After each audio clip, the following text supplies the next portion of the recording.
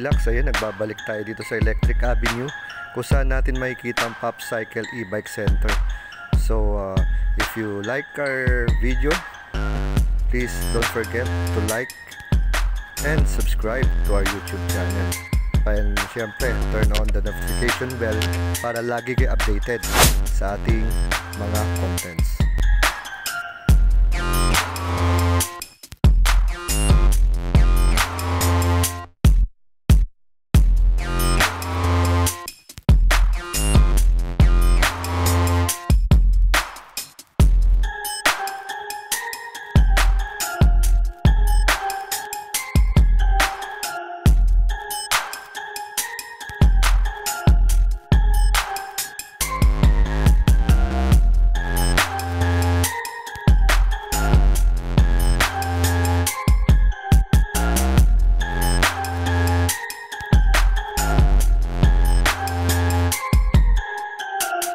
So yun, ito na si Idol, si Sir. Sir, pakilala ka muna. Tsaka ano itong bago nating e-bike.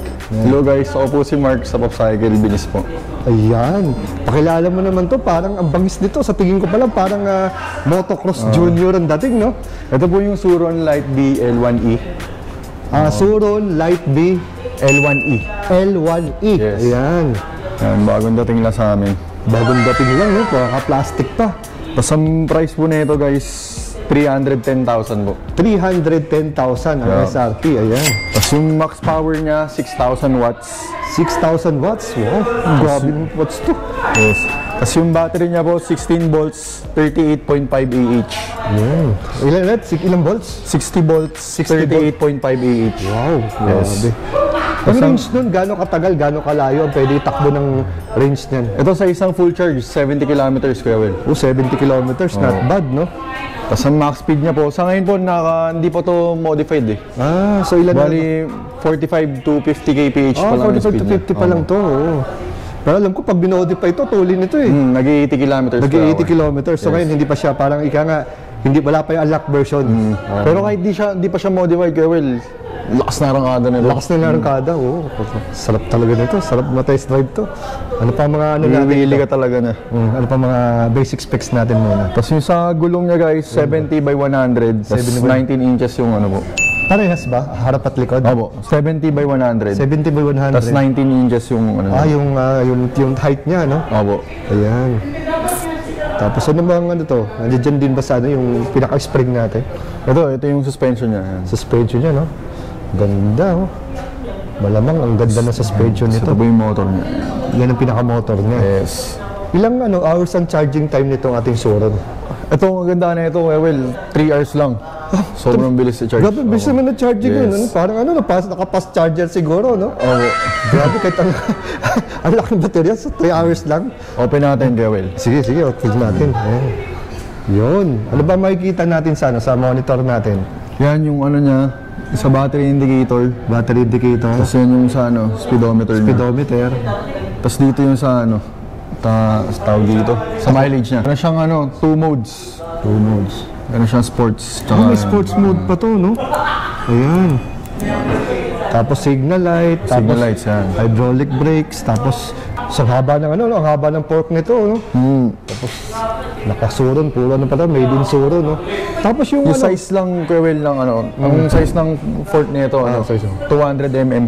200 mm ang size ng fork. Tapos naka-disc brake na siya, no? Yes, disc brake. Front and rear. Ayan, full hydraulics na yan, guys. Full hydraulics. Tapos meron siyang side stand. Meron tayong step nut dito. Tapos ito yung parang pinaka-rear fender nito na maikli. Talagang formang parang motocross talaga. Tapos guys, ang max load capacity nito, 100 kilograms. Ang load capacity. So pwede kahit pa paano may angkas, no? Basta magaan lang. Ayan. So ito yung pinakalikod nyo. Very stylish. Tagang pang pang rough road. Headlight niya, Kuya Will. Headlight, ito pinaka-headlight niya. So yung horn niya, ganito kalakas. Grabe, lakas naman ng horn niya. Talagang tatabi ka pagka narinig mo to. Tapos tingnan sa kanyang port, merong reflector. Yan, ito yung pinaka-handle grip niya dito. Tapos may mga decal sticker siya sa side para medyo maangas yung dating. Tapos kitang-kita mo very defined yung suron. May suron dito sa may battery or motor. Dito sa side niya may suron din. Suron. L1E. Tapos meron siya parang pinaka-chain niya, no? Ayan, bangis ng dating talaga. Ang ganda. Ganda ng pagkakulay, no? Kahit na parang matte, no? Matte. Pero glossy siya. No, parang shiny siya kahit na Pero matte to. kaya kahit matte, di ba? Parang glossy, oh. Parang glossy, di ba? Kasi nagre-reflect siya. Hindi katulad yung ibang matte, parang ganito, ano lang. Tapos ito ba, Kuya Will, yung pinagkaiba na ito sa mga Honda na e-bike. Sa Honda kasi naka-rear hub. Tama, oo. Ito nandito sa ano. Nandito sa gitna, no? Parang parang naka-mid hub siya, no? Nasa gitna eh. Ayan. So talagang parang pinaka-aerodynamic nito, pang ano talaga. Parang pang-karera yung itsura eh. So yun, ang ganda nito. Tapos parang naka-hydraulic lockout pa yata itong port niya. So yun, ayun, ang bagis-bagis nito.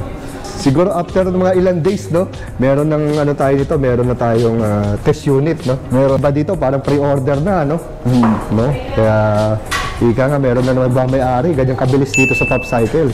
Lalo siyempre pagka pinag-uusapan natin dito yung suron, kasi kahit ako na ano ko dito na naiinganyo ko pag nakikita ko to, kasi parang nabitin yung huli kong vlog dito eh sa suron dati. Ngayon meron na ang Pop Cycle natin na suron e-bikes, di ba? Wow! Yun, oh. Yan, so nakita ko dito, sir, oh, yung pinaka, ano, no, charging port niya. Yes, dito mo Kuya Will. Yan. Tapos pwede rin hugutin niya, no? Oo. Medyo mahirap ba pag hugutin? Dito lang. Tatanggalin. Nahugot mo na rin ba? Nahugot mo. Ay, hindi pa. So, ito mo nahugutin.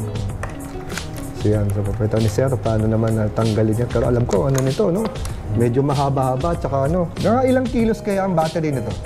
Sa ano, tingin ko nasa ano ito eh.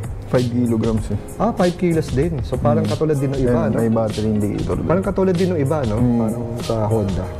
Ayan, may battery indicator dito. So yan, pwede mo Mga 5 to ditanggal. 7 kilograms. Kasi medyo mas malaki tayo. Kaya nga eh, di ba?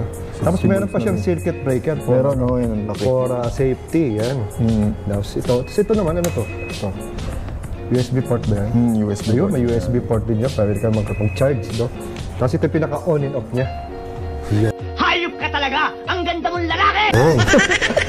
On and off niya. Ayan. So yun, balita ko, meron pa isang ano, no, model. Tara, punta naman natin yung isa. Kahit sabihin natin eh, medyo halos magkapareha siya. Ayan, let's go. Sir, ang pangalan itong Suron natin na to? Ito Kuya Will, ano, Suron Light BX. Suron Light BX. Yung isa kasi kanina, L1E. L1E yung isa, ayan. So, sa pagtingin natin, halos parehas na parehas, no? Halos same na sila. Ayan. So, ano naman ano nito, ang pagkakaiba nung isa tsaka ito? Ang difference nila Kuya Will, unang-una ito sa headlight nila. Sa headlight nila. Oh, yan, medyo mas maliit to compared Mas dun sa maliit, mas L1. malaki yung isa.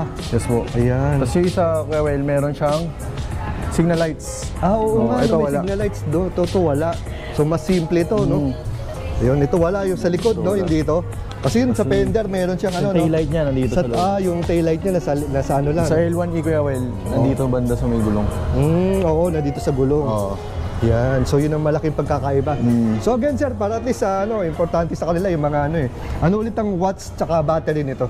Ito Kuya Will, 6,000 watts. 6,000 watts din. Oo. Tapos yung battery. Sa battery niya, 60 volts, 38.5 Ah. Tapos pansin ko yung itong ano niya pala, monitor niya, no, parang iba. Diba kasi Nandito na sa nandito, gilid. no? Oo. Yung sa gilid to medyo parang parang mini lang siya. So ito yung pinaka Ayan, speedometer niya, ayan. trip meter. Ayan, oo. So simple lang siya, no? Ano naman tong sports to Ito. F na to? Ito yung mga modes niya. Meron siyang eco mode, tas ito yung sports. So pinipindot Pag sa lang. sports Kuya Will, aangat ka na niya. Angat ka talaga nito. Oo. So katulad nito, di ba nakalock pa to ng 45? So hindi mo pa masyado ramdam yung sport. Ramdam mo na rin sa arangkada niya, pero sa duluan, Sa dulo max parang, na talaga. max na parang tumutukod muna siya. Actually, nag-50 nga siya eh. yung Nag-50 pa pinaka-max siya. niya. Oo.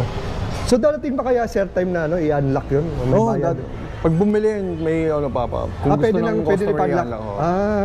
So yun, so may choices mga ka-chillax na i-unlock ng customer kasi sa ngayon, sabi ni Sir Mark, umabot ng 45 to 50 as of now. Pero may choices na agad, no? Hindi na kailangan magantay. Pagka-release, pwede na. Yun, so pag-release daw, pwede na. Para hindi na kayo mabitin. Pero kung gusto nyo safety lang, hanggang 45, pwede din. Ayan. Total Kasi kasama naman yun, Ang range na ito, Will, same lang din sa L1E, 70 kilometers lang din. 70 kilometers ang range. So, tapos ang charging time, 3 hours din. 3 hours Opo, din. pag, Yun. ano po. Grabe, no? 3 hours lang. Imagine nyo mga kasi, di na kayo di na kayo mag-aantay ng matagal, no? Kaysa doon sa mga usual, 6 to 8 hours, 6 hours ang charging time. Ubus oras. Ito, mabilis. Kung sa cellphone, naka-rapid charger ka. So, pwede itong mga pit stop, charge ka kagad, no? Kasi lithium ion naman to eh. Konting pahinga lang, charge mo na agad. Tapos iba talaga yung formahan ng Suro, no? Pang motocross talaga, oh. Yes, Will. Yan, no? Pati kanyang fender dito. Ayun, tandang-tanda ko pa yung unang na usong-uso ang motocross doon. Ayan, no? Wow. Tapos ang kanyang itong niya, disc spokes pa. Ayan. So 19 din ang sukat, no? Same din, Yeah, same din 70 by 100, tas 19 inches. 70 by 100. Ayan. Wow, ganda. Ang lupit nito. So tapos noon, ang kanyang available color, sir? Sa ngayon, ang available colors namin, Will, ano lang eh. Black and blue ba? Ito, silver, tsaka yung nasa loob. Iba to, iba naman. Yung violet, opo. Silver, itong ganitong model, silver and Violet, Violet. Pero meron pang ibang color niya. parating. Yun. So, as of now, silver and violet. Pero, di natin masabi, baka within this week, may mga darating pang colors. So at least pumunta tayo dito sa Electric Avenue, sa Pop Cycle. Ayan, no? Ang ating model na poging-pogi. Ayan. So ayun mga ka-chillax, thank you for watching dito sa ating munting content about our featured electric, shall I say, dirt e-bike. Ayan, ang Suron. So sa mga gustong maranasan, makita at malaman ng in full details, kasi bagong-bago pa lang to, if I'm not mistaken, mga wala pang 1 week ito, kaya pasyal na kayo para ma-test ride at malaman ang presyuhan at kung paano ang bayaran dito sa Suron. So till here, this is Well Esquila. Ride safe and God bless.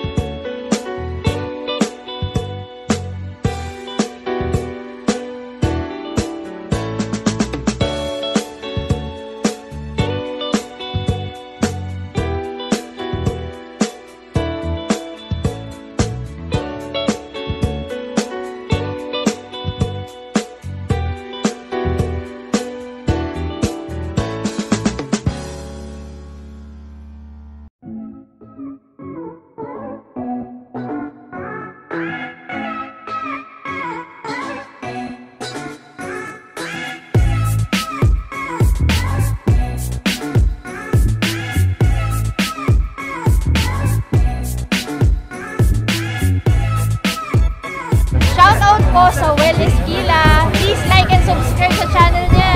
Bike tayo! Yan, makanood ko yan. Ayan, thank you sir, thank you ma'am, thank you baby.